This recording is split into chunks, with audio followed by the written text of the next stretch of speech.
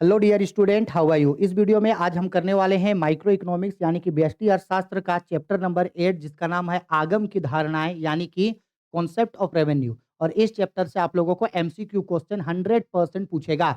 सारे बोर्ड में, जिस भी बोर्ड में इकोनॉमिक्स में एमसीक्यू में क्वेश्चन पूछा जाता है, सारे बोर्ड में यहाँ से आप लोगों को क्वेश्चन 110% है, देखने मिलेगा ही मिलेगा।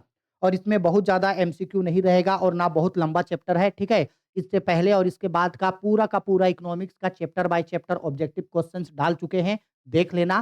साथ ही साथ इस चैप्टर का वन शॉट वीडियो भी हम डाल चुके हैं, उसका भी लिंक ऊपर आई बटन में मिल जाएगा, वहां से देख लेना। अगर आप इस चैप्टर का थ्योरेटिकल क्वेश्चन हिंदी या इंग्लिश में करना चाहते हैं तो। साथ ही साथ आपका पूरा इकोनॉमिक्स का वन शॉट वीडियो अवेलेबल है। मैराथन क्लास हो गया, 100 टेस्ट सीरीज हो गया, सब चीज अवेलेबल है। उसको करो, उसको करने से आपको एग्जाम में बहुत अच्छा नंबर आएगा। और मेरा सजेशन है, अगर आप इकोनॉमिक्स में 100% में से बहुत अच्छा तैयारी करना चाहते हैं तो मेरा सजेशन होगा कि जितना भी वीडियो हम इकोनॉमिक्स में डाले हैं उसको करो। नहीं कर सकते हो तो अब से जितना भी वीडियो डाल रहे हैं उन सबको करो, ताकि आप लोगों का इकोनॉमिक्स में बहुत अच्छा नंबर आए। Most important question, exam related question, उस सब के चक्कर में अभी मत रहो। अभी आपको पहले सीखना है, पढ़ना है, पढ़ो। क्योंकि अगर आप एक बार इस पूरे सीरीज को कर लेते हैं, फिर उसके बाद इकोनॉमिक्स में आपको कोई भी चीज छूटने वाला नहीं है। आप इकोनॉमिक्स का खुद मास्टर बन जाओगे। इसलिए थोड़ा सा मेहनत करो, मेरा सजेशन होगा, ठीक है। चलो, तो पहला क्वेश्चन में आते हैं हम लोग। क्वेश्चन में हम लोगों को बोल रहा है यहाँ, क्वेश्चन में हम लोगों को बोला जा रहा है, देखिए क्वेश्चन में हम लोगों को बोला जा रहा है एआर प्रदर्शित करता है। एआर शोज, बाप रे बहुत ज्यादा मोटा हो गया ये। ठीक है, रुको थोड़ा सा इसका थिकनेस कम करते हैं। हाँ, एआर क्या शो करता है, तो एआर का फॉर्मूला होता है, तो फॉर्मूला होता है इसका average revenue is equal to total revenue divided by quantity. यानी कि औसत आगम जो होता है वो बराबर होता है कुल आगम डिवाइडेड बाय आपका मात्रा, ठीक है। यानी ऑप्शन नंबर ए, ठीक है। आया बात समझ में। चलो क्वेश्चन नंबर 2। यहाँ भी फिर फॉर्मूला पूछा, मार्जिनल रेवेन्यू यानी एमआर प्रदर्शित करता है मार्जिनल रेवेन्यू सोज। तो मार्जिनल रेवेन्यू का फॉर्मूला होता है marginal revenue is equal to triangle TR divided by Q. यानी change in total revenue divided by change in quantity. यानी कि सीमांत आगम बराबर कुल आगम में परिवर्तन डिवाइडेड बाय कुल मात्रा में परिवर्तन। ठीक है, आया समझ में। ठीक है। क्वेश्चन नंबर 3, किस बाजार में एआर वक्र यानी कि एआर मतलब होता है एवरेज रेवेन्यू एक्स अक्ष के समानांतर होता है। Which curve market AR curve is parallel to X axis. अब देखो, बेसिकली मार्केट जो होता है वो 4 टाइप का होता है उसके फीचर्स के बेस पे। लेकिन हम आप लोगों को 3 टाइप का मार्केट पहले भी पढ़ाए हैं, अभी फिर से हम एक बार आप लोगों को बता रहे हैं। सबसे पहला एक होता है पूर्ण प्रतियोगिता का बाजार यानी कि परफेक्ट कंपटीशन मार्केट। और परफेक्ट कंपटीशन मार्केट में एवरेज रेवेन्यू और मार्जिनल रेवेन्यू दोनों एक दूसरे के बराबर होता है। देखो इस तरीके का परफेक्ट कंपटीशन मार्केट में, एक मिनट, हाँ, परफेक्ट कंपटीशन मार्केट में जो एवरेज रेवेन्यू होता है और जो मेरा मार्जिनल रेवेन्यू होता है, दोनों एक दूसरे के क्या होता है, बराबर होता है। अरे यार, एवरेज रेवेन्यू और मार्जिनल रेवेन्यू दोनों एक दूसरे के बराबर होता है। रुको हम दिखा दे रहे हैं। ये होता है मेरा पूर्ण प्रतियोगिता का बाजार यानी कि परफेक्ट कंपटीशन मार्केट में मेरा एवरेज रेवेन्यू और मार्जिनल रेवेन्यू बराबर होता है। नाम याद रखना, पूर्ण प्रतियोगिता का बाजार यानी परफेक्ट कंपटीशन मार्केट। ठीक। इसके बाद एकाधिकार बाजार यानी कि मोनोपोली मार्केट। मोनोपोली मार्केट में जो मेरा एवरेज रेवेन्यू होता है वो मार्जिनल रेवेन्यू से जो बड़ा होता है। एवरेज रेवेन्यू बड़ा होगा किससे, मार्जिनल रेवेन्यू से। मोनोपोली मार्केट यानी एकाधिकार बाजार। ये था पूर्ण प्रतियोगिता का बाजार, पूर्ण प्रतियोगिता का बाजार यानी परफेक्ट कंपटीशन मार्केट। ये था एकाधिकार का बाजार यानी कि मोनोपोली मार्केट। और एक होता है एकाधिकृत बाजार जिसको हम लोग बोलते हैं मोनोपोलिस्टिक मार्केट या अपूर्ण प्रतियोगिता का बाजार, इम्परफेक्ट कंपटीशन मार्केट। यहाँ ये थोड़ा दूर जाके गिरता है। ठीक है, एआर बड़ा होगा लेकिन एआर दूर जाके गिरेगा। ये 3 चीज आप लोग याद रखना। ठीक है, हम पहले भी पढ़ाए हैं, अभी फिर बता दे रहे हैं। पूर्ण प्रतियोगिता मोनोपोली में एआर एमआर के बराबर होता है। एकाधिकार एकाधिकार बाजार पूर्ण प्रतियोगिता बाजार यानी परफेक्ट कंपटीशन मार्केट में एआर एमआर के बराबर होगा। एकाधिकार बाजार यानी मोनोपोली मार्केट में एआर एमआर से बड़ा होगा। इसके बाद एकाधिकृत प्रतियोगिता बाजार या अपूर्ण प्रतियोगिता का बाजार मोनोपोलिस्टिक मार्केट या इम्परफेक्ट कंपटीशन मार्केट में एआर और एमआर दूर जाके गिरता है लेकिन एआर एमआर से बड़ा होता है। ये 3 चीज याद रखना। अब ऊपर क्वेश्चन फिर से पढ़ो, 3 नंबर में क्या बोला था। बोला था कि किस बाजार में एआर वक्र एक्स अक्ष के समानांतर होता है, तो परफेक्ट कंपटीशन मार्केट यानी पूर्ण प्रतियोगिता बाजार में एआर जो है वो एक्स अक्ष के पैरेलल होता है। एक्स अक्ष मतलब होता है ये, ठीक है? एक्स अक्ष के क्या होता है? समानांतर होता है, इस तरीके का, ये होता है एक्स अक्ष, ठीक है? चलो आगे। बोला गया है निम्नलिखित में से कौन सा कथन सही है? Which of the following is true statement. ठीक है, चलो देखते हैं ट्रू स्टेटमेंट क्या है। पहला, औसत आगम यानी कि एवरेज रेवेन्यू और सीमांत और कीमत एक ही है। एवरेज रेवेन्यू इंडिकेट्स प्राइस, बिल्कुल सही है। किसी भी गुड्स का कितना प्राइस है, किसी भी गुड्स का कितना प्राइस है, उसे ही हम लोग उस गुड्स का एवरेज रेवेन्यू बोलते हैं। भाई सिंपल सा बात है ना, एक गुड्स को बेचने से जो पैसा मिलता है, प्रति इकाई वस्तु की लागत या प्रति इकाई वस्तु को बेच करके जो पैसा मिलता है, वही तो उसका प्राइस होता है, वही तो उसका एवरेज रेवेन्यू होता है। सही बात। औसत आगम वक्र की मांग रेखा रेखा होती है। Average revenue and demand curves are same, बिल्कुल सही, ये भी बात सही बोल रहा है। तो ए और बी दोनों सही है, तो ऑप्शन सी इसका राइट आंसर होगा। इसको याद रखना, प्राइस को ही एवरेज रेवेन्यू बोला जाता है, ठीक है, इसको याद रखना। क्वेश्चन नंबर 5, निम्नलिखित में किस बाजार दशा में सीमांत आगम यानी कि मार्जिनल रेवेन्यू शून्य अथवा ऋणात्मक हो सकता है? ठीक है, इन विच मार्केट मार्जिनल रेवेन्यू में बिकम्स जीरो और नेगेटिव। मार्जिनल रेवेन्यू जो है आपका जीरो भी हो सकता है, या मार्जिनल रेवेन्यू जीरो के बाद अगर ऐसे ही आगे बढ़ा तो जीरो के बाद जो है वो मार्जिनल रेवेन्यू आपका नेगेटिव में भी जा सकता है। तो वो मेरा होगा एकाधिकार और पूर्ण प्रतियोगिता दोनों बाजार। देखो ना, ये दोनों ही बाजार में हम अभी नहीं बताएं, इन दोनों ही देखो परफेक्ट कंपटीशन में क्या था, ऐसे था, ऐसे था, average revenue is equal to marginal revenue, perfect competition. तो भाई ये तो ये जीरो है, ये एक्स है और ये मेरा होता है वाई। तो भाई परफेक्ट कंपटीशन तो कभी जीरो होने का चांस ही नहीं है। हाँ, लेकिन ये जो मेरा आपका मोनोपोली मार्केट है यानी पूर्ण प्रतियोगिता का बाजार, ये देखो इस तरीके से जो होता है, इस तरीके का एवरेज रेवेन्यू, ये मार्जिनल रेवेन्यू।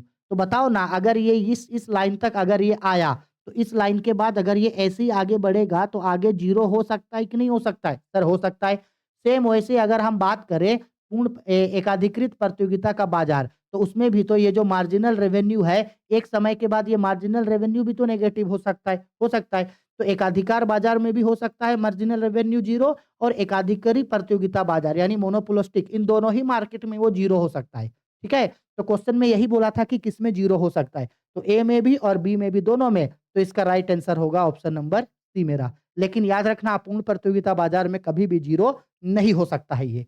ठीक है, आगे बोल रहा है कि किस बाजार में एआर एमआर के बराबर होता है? अभी तो पढ़े, इन विच मार्केट एआर एंड एमआर एक दूसरे के बराबर होता है? पूर्ण प्रतियोगिता बाजार यानी कि परफेक्ट कंपटीशन मार्केट में। ठीक। क्वेश्चन नंबर 7, एकाधिकार एवं एकाधिकारी प्रतियोगिता बाजार में होता है इन मोनोपोली एंड मोनोपोलिस्टिक मार्केट। अभी समझाएं, इन दोनों ही मार्केट में देखो हमेशा एआर जो है वो बड़ा होगा किससे? एमआर से बड़ा होगा। एआर जो है वो बड़ा होगा एमआर से। एआर जो है वो बड़ा होगा किससे? एमआर से। 7 का राइट आंसर होगा ऑप्शन नंबर बी। ठीक है, क्लियर, कोई दिक्कत नहीं। चलो क्वेश्चन नंबर 8, देखो यहाँ संलग्न चित्र किस बाजार को प्रदर्शित करता है? Which to which market following figures belongs. देखो यहाँ देखो दो तरीके का, एक होता है परफेक्ट कंपटीशन मार्केट जो ऐसे भागेगा, एक होता है ये परफेक्ट कंपटीशन मार्केट यानी पूर्ण प्रतियोगिता बाजार, ये एकाधिकारी बाजार यानी कि मोनोपोली मार्केट को दिखाता है। ठीक है, एकाधिकारी बाजार यानी कि मोनोपोली मार्केट। अगर ये मोनोपोलिस्टिक मार्केट पूछता तो वो इस तरीके से दूर जाके गिरता, सामने नहीं, दूर जाके गिरता, वो दूर जाके गिरता। ठीक है, लेकिन ये तो सामने गिर रहा है ना, तो सामने जो गिरता है, एमआर सामने गिर रहा है, एमआर दूर नहीं आए, सामने आए। एमआर सामने होता है एकाधिकार प्रतियोगिता बाजार यानी मोनोपोली में। ठीक है, इंपॉर्टेंट क्वेश्चन है। 9 नंबर, क्वेश्चन 9 पे बोल रहा है फार्म का लाभ निम्नलिखित में से किस शर्त को पूरा करने पर अधिकतम होगा? With which condition a firm gets maximum profit. एक फार्म को जो है ये दोनों ही कंडीशन को पूरा करने पे मैक्सिमम प्रॉफिट होगा। पहला, मार्जिनल रेवेन्यू और एमसी दोनों एक दूसरे के बराबर हो, सही बात है। दूसरा, जहां एमसी वक्र रेखा एमआर वक्र को नीचे से काटे, बिल्कुल, ये दोनों ही कंडीशन पे जो है उसको फार्म को प्रॉफिट होगा। ठीक है, या तो बराबर हो या तो फिर क्या करे, जो एमसी कर्व है वो एमआर कर्व को नीचे से काटे, जैसे ये एमआर कर्व है। ठीक है, तो एमसी कर्व उसको जो है वो नीचे से काट दे। ठीक है, एमसी कर्व उसको नीचे से काट दे। ठीक है, आया बात समझ में? चलो क्वेश्चन नंबर 10, पूर्ण प्रतियोगिता में क्या स्थिर रहता है? In perfect competition which of the following is remain constant? तो देखो भाई, ये हम लोग का पूर्ण प्रतियोगिता बाजार है। ये 0 हो गया, ये x हो गया, ये y। तो पूर्ण प्रतियोगिता बाजार में यहाँ AR और MR दोनों एक दूसरे के बराबर होता है। दोनों AR और MR दोनों एक दूसरे के बराबर होता है। Both AR and MR are remain constant. ठीक है। क्वेश्चन नंबर 11, पूर्ण प्रतियोगिता में इन परफेक्ट कंपटीशन। भाई परफेक्ट कंपटीशन में फिर तो वही है ना, पूर्ण प्रतियोगिता बाजार में AR और MR बराबर होता है। ठीक है। आगे क्वेश्चन नंबर 12। अब देखो क्वेश्चन नंबर 12 में ना हम लोगों को एक न्यूमेरिकल क्वेश्चन सोल्व करना है। इस न्यूमेरिकल क्वेश्चन को एकदम अच्छे तरीके से समझ के सोल्व करेंगे। ठीक है। क्योंकि देखो ये क्वेश्चन उतना बड़ा नहीं है, लेकिन बस इस क्वेश्चन में ना थोड़ा सा हमको समझना है। अगर क्वेश्चन समझ गए तो तुरंत इसको समझ में आ जाएगा। अब देखो हम इसको आप लोगों को समझा रहे हैं, सोल्व करते हैं इसको हम लोग एकदम डिटेल में अच्छे तरीके से देखना। देखो क्या बोल रहा है क्वेश्चन में, पहले समझो। सिंपल बात ये बोल रहा है कि अगर मान लो हम लोग 5 सामान को बेचे थे, तो 5 सामान को बेच के हमको टोटल रेवेन्यू 100 रुपया मिला। यानी समझो हम लोग कितना सामान बेचे, 5 सामान, तो टोटल रेवेन्यू 100 रुपया मिला। यानी कि टोटल रेवेन्यू ऑफ 6 गुड्स, यानी 6 कॉइन पीस बेचे तो टोटल रेवेन्यू हम लोग को कितना रुपया मिला? टोटल रेवेन्यू हम लोगों को मिला 100 रुपया। क्लियर है? व्हेन 6 यूनिट्स आर सोल्ड, अगर हम 6 पीस बेचेंगे, 6 पीस बेचेंगे, उसका मार्जिनल रेवेन्यू मेरा कितना है? 8 रुपया। देखो टोटल रेवेन्यू नहीं दिया, बोला मार्जिनल रेवेन्यू दिया है, मार्जिनल रेवेन्यू दिया है। देखो मार्जिनल रेवेन्यू 6 सामान को बेचे तो उसका मार्जिनल रेवेन्यू बोल रहा है कितना रुपया होगा? 8 रुपया। मार्जिनल रेवेन्यू, टोटल रेवेन्यू नहीं है। तो ऐसे में ही अगर हम लोग 6 पीस सामान को बेचेंगे तो 6 पीस सामान का बेचने का प्राइस कितना होगा? यानी कि तो अगर हम लोग मान लो, 1 मिनट रुकना, यहाँ पे 5 सामान था ना, 5 सामान था ना? हाँ। अगर 5 सामान बेचे थे तो टोटल रेवेन्यू 100 रुपया मिला, और अगर 6 सामान बेचे तो उसका मार्जिनल रेवेन्यू 8 रुपया मिला। तो बोला है कि जो 6 सामान को बेचे हैं उसका टोटल रेवेन्यू बताओ। 6 सामान को बेचने का टोटल रेवेन्यू, ठीक है। तो अगर हम लोग 6 सामान बेचने का टोटल रेवेन्यू निकालेंगे, टोटल रेवेन्यू 6 सामान का, तो फॉर्मूला होगा इसका टोटल रेवेन्यू पहले 5 सामान का और प्लस मार्जिनल रेवेन्यू हम लोगों का छठा सामान का। देखो टोटल रेवेन्यू तो एक हम लोगों को दे रखा है ना, पहले से दे रखा है। 5 सामान को बेचे थे 100 रुपया में, तो एक सामान को जो बेचे हैं उसका एक्स्ट्रा मार्जिनल रेवेन्यू कितना है? 8 रुपया। तो इस कंडीशन पे 6 सामान को जो हम लोग बेचे तो उससे टोटल रेवेन्यू हम लोगों को 108 रुपया मिल गया। 6 सामान को बेचने पे टोटल रेवेन्यू 108 रुपया मिला। लेकिन हमको यहाँ 6 सामान का थोड़ी बोला है, यहाँ हम लोगों को बोलता है गुड्स का प्राइस निकालो। गुड्स का क्या निकालो? प्राइस। अब मेरा सवाल है, बताओ तो ध्यान से। प्राइस मतलब हम अभी आप लोगों को समझाए थे ना, प्राइस मतलब होता है एवरेज कॉस्ट। प्राइस का मतलब क्या होता है? एवरेज कॉस्ट बोल रहा है। तो एवरेज कॉस्ट का formula total cost divided by quantity. तो बताओ टोटल कॉस्ट 108 रुपया आया है कि नहीं आया है? आया है। और कितना सामान के लिए? 6 सामान के लिए। तो एक सामान का दाम कितना रुपया होगा? तो एक सामान का दाम मेरा हो जाएगा, डिवाइड करेंगे 18 रुपया, तो मेरा 18 रुपया हो गया आंसर, यानी ऑप्शन नंबर सी। देखो है एकदम क्वेश्चन सिंपल। 5 सामान को बेच के टोटल रेवेन्यू मिला 100 रुपया, क्लियर। और छठा सामान को मार्जिनल रेवेन्यू में बेचे 8 रुपया में। तो बोला है कि 6 गुड्स का प्राइस बताओ, यानी कि 6 गुड्स का प्राइस का मतलब है कि आपको एवरेज कॉस्ट बताना है 6 गुड्स का। तो एवरेज कॉस्ट निकाल दिए, पहले टोटल कॉस्ट निकाले, तो टोटल कॉस्ट 6 गुड्स का आया 108 रुपया। ठीक है, 108 रुपया टोटल कॉस्ट हुआ, और टोटल 6 पीस था, डिवाइड कर दिए तो एक पीस का दाम आ गया 18 रुपया, और प्राइस को ही बोला जाता है एवरेज कॉस्ट। आया समझ में? इंपॉर्टेंट क्वेश्चन है, अच्छा क्वेश्चन है, और आराम से और अच्छा से इसको करोगे। ठीक है, चलो आगे बढ़ते हैं। अब आते हैं क्वेश्चन नंबर 13 पे। औसत आगम किसके समान है? Average revenue equal to.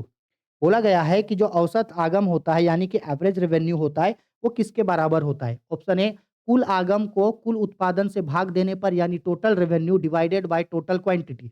यानी अगर एवरेज रेवेन्यू निकालना है तो क्या हम लोग अगर टोटल रेवेन्यू को डिवाइड कर देंगे क्यू से तो एवरेज रेवेन्यू निकलेगा? बिल्कुल सही निकलेगा, सही बात है।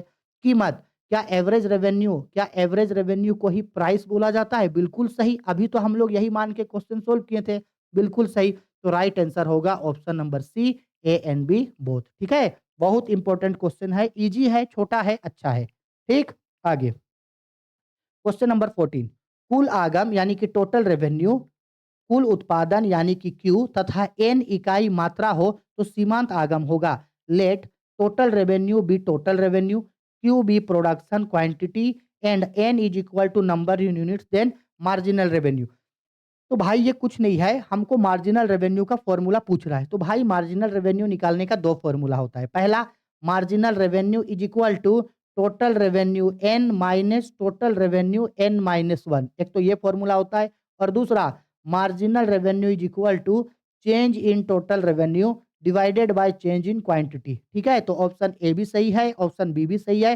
तो राइट आंसर होगा इसका ऑप्शन नंबर सी। ये बेसिकली फॉर्मूला पूछ रहा था हमको। ठीक है, तो 14 का आंसर होगा सी। ठीक, अब आते हैं 15 नंबर क्वेश्चन।